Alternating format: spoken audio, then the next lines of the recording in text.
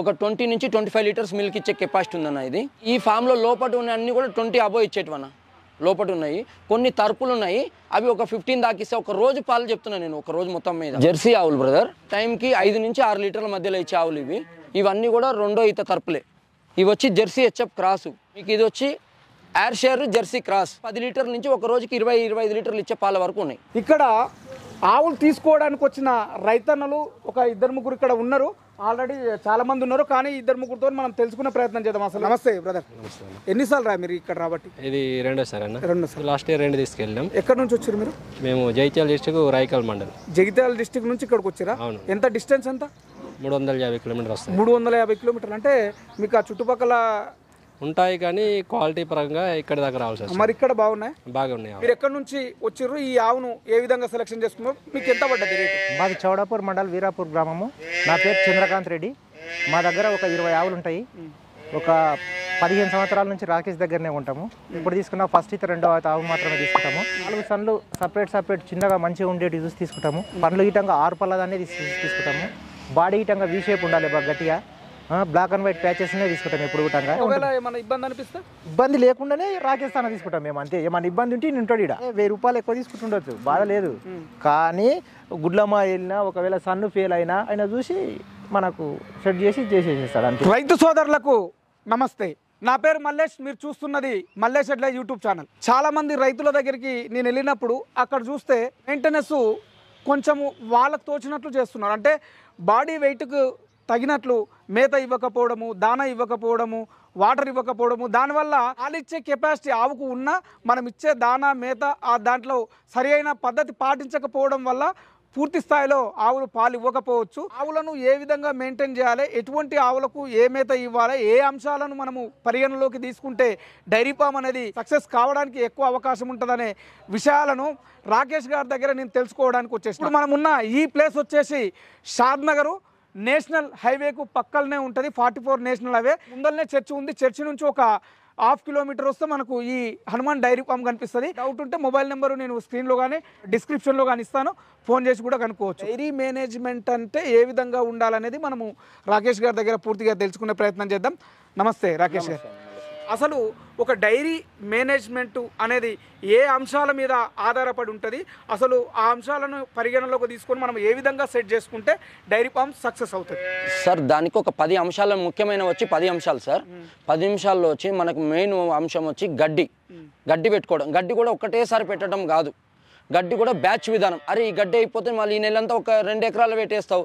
ఆ 2 ఎకరాల భూమి ఉంటే ఎట్లా పెట్టాలి? ఓ 1/2 ఎకరా పెట్టాలా, కొంచెం వచ్చిన తర్వాత ఇంకో 1/2 ఎకరా పెట్టుకుంటే నీకు సరే నాకు ఇప్పుడు పచ్చగడ్డ లేదు ఉంటుంది. అది సరైన అవగాహన లేక అనేది మొదటి అంశం. రెండో అంశం వచ్చి ఇన్ఫ్రాస్ట్రక్చర్. షెడ్ ఎట్లా కట్టాలా, నేను ఎన్ని ఆవులు పెట్టుకుంటున్నా, నేను ఎన్ని ఆవులు పెట్టాలనుకుంటున్నా, ఏ కొలతలతో వేయాలా, ఎంత ఖర్చు అవుతుంది, రేకులకు ఎంత అవుతుంది అని ఒక అవగాహన. ఫస్ట్ ఒక అవగాహన లేకపోవడం, ఏదో 1-2 లక్షల్లో అవుతుందని మళ్ళీ అది అయిన తర్వాత 5-6 లక్షలకు మనం అనుకున్న దానికన్నా బడ్జెట్ పెరిగిపోవడం. ఇది రెండో అంశం. మూడో అంశం వచ్చి ఎక్విప్మెంట్. నా డైరీకి ఏం పరికరాలు అవసరం అవుతాయి? ఒక కుట్టి మిషన్ అవసరం అవుతుందా, పాల మిషన్ అవుతుందా, బ్రష్ కటర్ అవసరం అవుతుందా, మ్యాట్లు అవసరం అవుతాయా అనేది మూడో అంశం. నాలుగో అంశం వచ్చి ఆవులు సెలెక్షన్. నేను ఎక్కడ తీసుకోవాలా, ఏం తీసుకోవాలా, ఏ బ్రీడ్ తీసుకోవాలా, ఎలాంటివి తీసుకోవాలా అనేది ఒక అవగాహన. 4వ అంశం. 5వ అంశం వచ్చి దానా, ఫీడ్ సప్లిమెంట్, ఫీడ్ మేనేజ్మెంట్. ఎట్లా ఏం దానా వేయాలా, ఏ దానా పెట్టుకుంటే మనకు వర్కౌట్ అవుతుంది, ఏది ఏ నిష్పత్తిలో ఇవ్వాలా, ఏ టైంలో ఏది ఇవ్వాలి, ఎండాకాలంలో ఏది ఇవ్వాలా, చలికాలంలో ఏది ఇవ్వాలా, ఏ దానా ఇస్తే ఎస్ఎన్ఎఫ్ బాగా వస్తుంది, ఫ్యాట్ బాగా వస్తుంది, అనిమల్ హెల్త్గా ఉంటుంది అనేది 5వది. 6వ అంశం వచ్చి మెడికేర్, మెడిసిన్స్ ఏవి ఇవ్వాలా, ఏం చేయాలా, 6వ అంశం.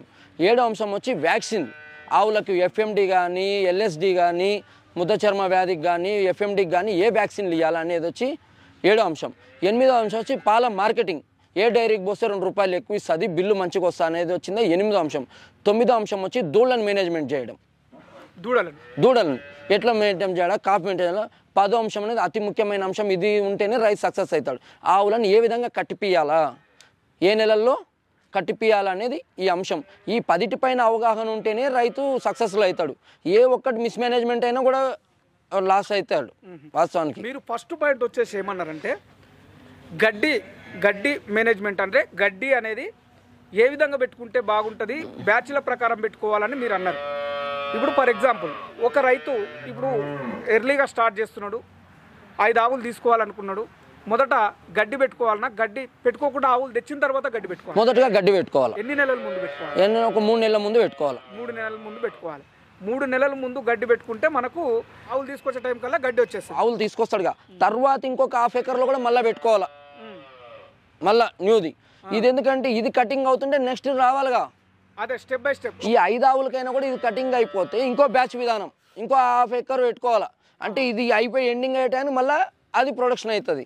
నెక్స్ట్ బ్యాచ్ తెచ్చినా తేకున్నా ఖచ్చితంగా గడ్డి అయితే బ్యాచ్ల ప్రకారం పెట్టుకుంటే 360 గ్రీన్ పౌడర్ అనేది మీకు నీ షెడ్యూల్లో ఫుల్ లభ్యతగా ఉంటుంది.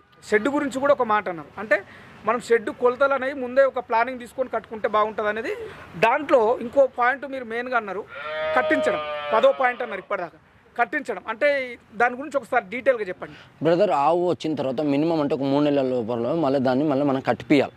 దాన్ని కట్టిపించేదానికి ఏదంటే ఒకటి ఎదకు రాదు, ఎదకు రాస్తుంది మనకు, మూగి ఎదవుతుంది తెలియదు. అందుకు మనకి ఎట్లా అంటే ప్రతి ఒక్క రైతు కూడా పాలను ఇవాళ 2,000 రూపాయల నుంచి 2,500 రూపాయలు ఉంటాయి. ప్రతి ఒక్క దాన్ని పాలు అది మనం వేయింగ్ చేసినామనుకో ఒక ఐడియా వచ్చేస్తుంది. అరే ఈరోజు పాలు చేసినాం వేయింగ్, ఇది తక్కువైంది, ఏం దానికి మీకు అది హీట్కి వచ్చిందా, జ్వరం ఉన్నదా, ఏమైందనేది తెలిసిపోతుంది మీకు. ప్రతి ఒక్క దాని పాలు వేయింగ్ చేసుకోవాలి, డైలీ రికార్డ్ చేయాలి. మిల్క్ రికార్డ్ మెయింటైన్ చేస్తే మీకు అనేది ఒక ఐడియా వచ్చేస్తుంది. అంటే ఏ టైం వరకు మిల్క్ ఇస్తుంది, ఏ టైంలో దీన్ని కట్టించాలి, ఎప్పుడు కట్టిస్తే మనకు యూస్ఫుల్ ఉంటుంది, రికార్డు మెయింటైన్ చేస్తే. ఓకే, మీరు ఇంకొక మెయిన్ పాయింట్ ఇంకొకటి అన్నారు, మెడికేర్ విషయం తెలుసుకున్న ముందు వ్యాక్సినేషన్ గురించి ఒక మాట అన్నారు. ఈ వ్యాక్సినేషన్స్ అనేటివి చాలా మంది రైతులు వేయించారంటారా? వేయిస్తే ఒకవేళ ఏ విధంగా వేయించాలి? రైతులు తగ్గిపోతాయని, గాలికుంటు వ్యాధి యొక్క వ్యాక్సిన్ ఇప్పిస్తే పాలు తగ్గిపోతాయని అట్లా ఏమున్నది. అది అనుమానం, అది తాత్కాలికమే, శాశ్వతంగా ఏం కాదు. వేసిన ఒక 3-4 రోజులు తగ్గుతాయి, తర్వాత ఆటోమేటిక్గా అవి కవర్ అవుతాయి. దూడల విషయం కూడా మాట్లాడాను, 9th పాయింట్ ఏమో. ఆ దూడల విషయము అంటే దూడలను ఇక్కడ పెంచాలంటున్నారా లేకపోతే వాటి మెయింటెనెన్స్ అంటున్నారా? బ్రదర్, దూడ ఆడలేక పుట్టింది, దాన్ని ఎట్లా మెయింటైన్ చేయాలా, దాన్ని ఎన్ని రోజులు కట్టిపోయాలా, డీవార్మింగ్ ఎట్లా చేయాలా, బోన్ కాల్షియం ఎట్లా ఇవ్వాలా, దాన్ని ఎట్లా మనం ముంగటికి తీసుకుపోవాలనే ఆలోచన కూడా ఉండాలి. ఏదో తాగుతుంది, చేస్తుంది, పడుతుంది అన్నట్టు కాదు. టైం టు టైం నెలకు వ్యాక్సిన్ దానికి మన డివార్మింగ్ చేపియాలా. బోన్ కాల్షియం ఉంటుంది, బోన్ డెవలప్మెంట్ కానీ ఆ బోన్ కాల్షియమ్స్ వాడాలా, మినరల్స్ వాడాలా, మినరల్ మిక్చర్ వాడాలా. ఇవన్నీ వాడితే మీకు మంచిగా ఉంటుంది. ఇంకో పాయింట్ కూడా అన్నారు మీరు, దానా విషయంలో కరెక్ట్ మనము మెయింటెనెన్స్ ఉండాలి, దానా అనేది క్వాలిటీ ఇవ్వాలంటున్నారు. ఏ దానా అంటే మన క్వాలిటీ అనేది ఎట్లా తెలుస్తుంది అసలు?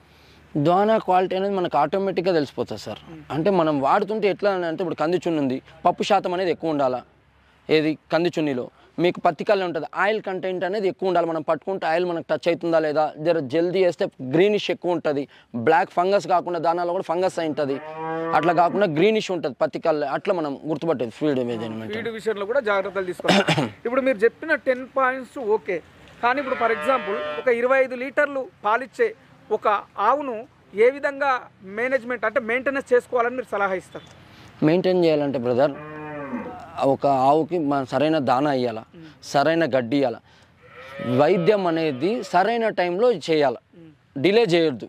25 లీటర్స్ మిల్క్ ఇచ్చేదానికి మినిమం అంటే ఒక రోజుకి 10 కిలోల దానా ఇవ్వాలా, దానికి ఒక 60 నుంచి 70 కిలోలు పచ్చిమేత పెట్టాలా, దానికి ఒక 100 లీటర్ల నీళ్ళు ఇవ్వాలా, ఒక 10 నుంచి 15 కిలోలు ఎండుగడ్డి కానీ ఇస్తే కూడా బాగుంటుంది. ఫ్యాట్ కోసం ఫ్యాట్ అనే కానీ బాడీ మెయింటైన్ చేయడం, ఆవు చురుకుదనం కానీ ఆకలి అవ్వడం కానీ. పచ్చిమేత అనేది వాటర్ కంటెంట్ ఎక్కువ ఉంటుంది, నీళ్ళు ఎక్కువ తాగదు. ఎందుకంటే వాటర్ అనేది నీకు పచ్చగడ్డలోనే ఉంటుంది కాబట్టి దానికి దూప కాదు, దానికి దూప కావాలా, డైజెషన్ సిస్టమ్ అనేది అరగాల. డ్రై పౌడర్లోనే మీకు ఏం రా అంటే డ్రై పౌడర్లో మీకు చాలా పోషకాలు ఉంటాయి. పచ్చి దానికన్నా కూడా డ్రై అనేది బాగుంటుంది. కానీ డ్రై తక్కువిస్తున్నారు, ఇప్పుడు తక్కువిస్తారు. బాడీ వెయిట్కి తగ్గట్లు మెయింటెనెన్స్ ఉండాలని చెప్తున్నారు. Body maintain. ఇంకొకటి దానాకారు ఎన్ని పాలిస్తుంది, ఎంత దానా కూడా దాని బాడీ ఎట్లా మెయింటైన్ కావాలి, బాడీకి కూడా వేయాలగా. నువ్వు ఇవాళ ఈరోజు తక్కువ అంటే కూడా ఏ ఆవు కూడా మినిమం అంటే 1,00,000 రూపాయలు అయిపోయింది. మినిమం కాస్ట్ 1,00,000 రూపాయలు లేనిది ఆవు లేదు. 1,20,000, 1,30,000 అట్లున్నాయి. 1,20,000, 1,30,000 పెట్టుకొని నువ్వు దాని పాల కొలత వేసుకొని దానాకు పెట్టుకుంటే ఆవు బక్కగా అయిపోతూ ఉంటుంది. మరి ఇక్కడ ఎట్లున్నాయి చూడండి కండిషన్. మీరు ప్రతి నిత్యం మీరు రైతుల దగ్గర తిరుగుతూ ఉంటారు, ఈ తీరుంటాయి కండిషన్. ఏదో రేరు, నేను అదే అంటున్నా, ఏ ఒక్కదానైనా మీరు చూసుకోండి అట్లా. కండిషన్లో ఉండడానికి ఈ దానాతోనే మెయింటెనెన్స్ అంటే దానా మెయింటెనెన్స్ చేయాలా, డీవార్మింగ్ కూడా చేయాలా. లోపల నట్టలు ఉంటాయి, నువ్వు పెట్టిన దానా మొత్తం అవి తినేస్తాను. అంతే సార్ నేను చెప్పింది 10 అంశాలు అనేది అన్ని జోడించుకొని ఉండాలా.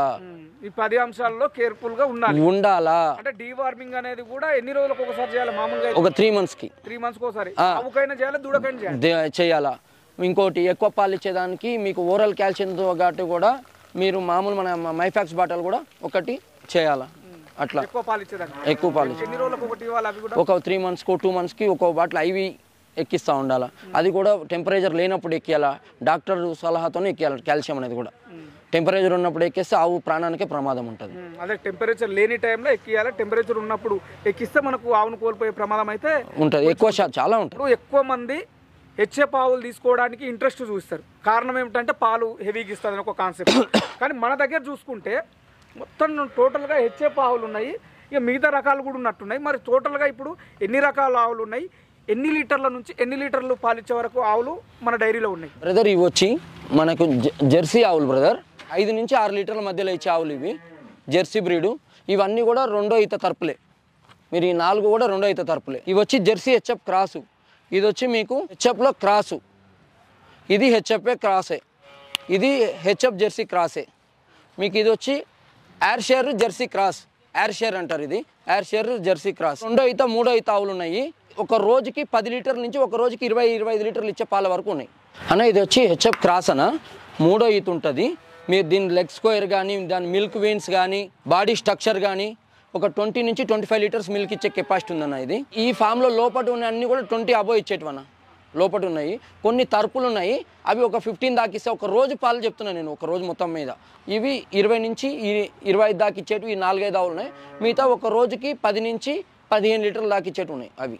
ఇది థర్డ్ కావింగ్, ఇది కూడా వచ్చి థర్డ్ కావింగ్, ఇది వచ్చి సెకండ్ కావింగ్, ఇది వచ్చి తొలసూరు తరపు. ఇవన్నీ తొలసూరు తరపులే. ధన్యవాదాలు రాకేష్ గారు, చాలా మంచి సమాచారం ఇచ్చారు. ఎందుకంటే మీరు చెప్పిన ఈ 10 రకాల అంశాలు అయితే ఏవైతే ఉన్నాయో రైతులు వాటి మీద ఫోకస్ పెడితే సక్సెస్ కావడానికి ఎక్కువ అవకాశం ఉన్నది. ధన్యవాదాలు.